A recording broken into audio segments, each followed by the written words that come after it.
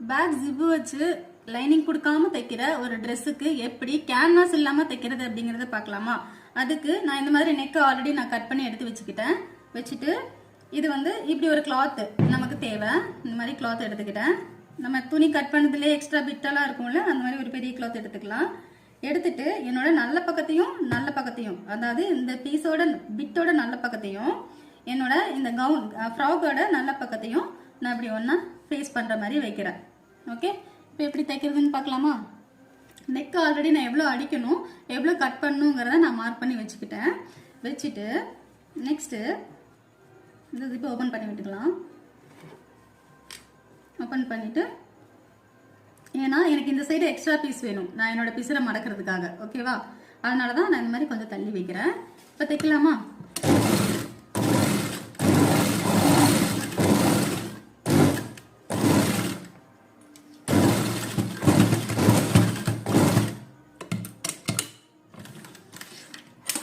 ஒரு பக்கம் தைச்சாச்சு. நெக்ஸ்ட் இந்த சைடு அதே மாதிரி இந்த கோட்டு மேலேயே தைக்கணும். ஓகே, தைக்கலாமா?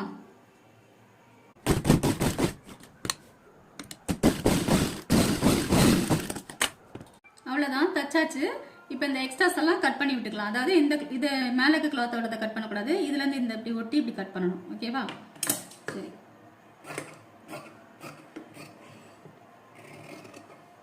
கட் பண்ணிட்டு இந்த எக்ஸ்ட்ராவும் நமக்கு வேணும். ஓகேவா? இப்போ இந்த சென்டர் ஓப்பன் பண்ணி விட்டுக்கிறேன். ஓப்பன் பண்ணிட்டு இது தனியாக வந்துருச்சா? இப்போ அதே மாதிரி இந்த பக்கமும் நான் கட் பண்ணிட்டு காமிக்கிறேன். அவ்வளோதான். இப்போ இந்த வளைவு கிட்டையெல்லாம் அங்கங்கே அப்படி நாச்சஸ் கொடுத்துட்டு பின்னால திருப்பிட வேண்டியதுதான். ஓகே, நெக்ஸ்ட் நம்ம இந்த எக்ஸ்ட்ரா கிளாத் கொடுத்தோம்ல அடிச்சு திருப்புறதுக்காக, அந்த கிளாத்ல இந்த தையல்ல இருந்து ஒரு இன்ச் மார்க் பண்ணி இந்த மாதிரி மார்க் பண்ணி வச்சிருக்கேன். இந்த ரவுண்டை அப்படியே கட் பண்ணி எடுத்துக்கலாம். கட் பண்ணிட்டு அதுக்கப்புறமா அப்படியே தைக்கணும்.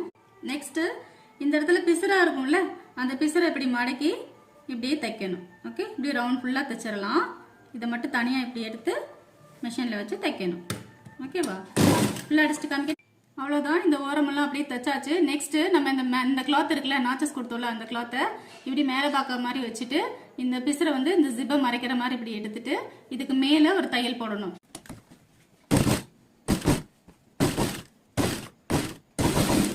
அவ்வளோதான், தைச்சிட்டு ஹெம் பண்ணிட்டேன். பேக் இப்படி தான் இருக்கும், ஃப்ரண்ட் இந்த மாதிரி ஃபினிஷிங்காக இருக்கும். ஓகேவா? சரி, வீடியோ பிடிச்சிருக்குன்னு நினைக்கிறேன். வீடியோ பிடிச்சிருந்தா லைக், ஷேர், கமெண்ட், மறக்காமல் சப்ஸ்கிரைப் பண்ணிவிட்டு ஆல் பட்டன் அமுத்திக்கங்க. அப்போ தான் நான் கொடுக்குற யூஸ்ஃபுல் வீடியோ உங்களுக்கு நோட்டிஃபிகேஷனில் வரும்.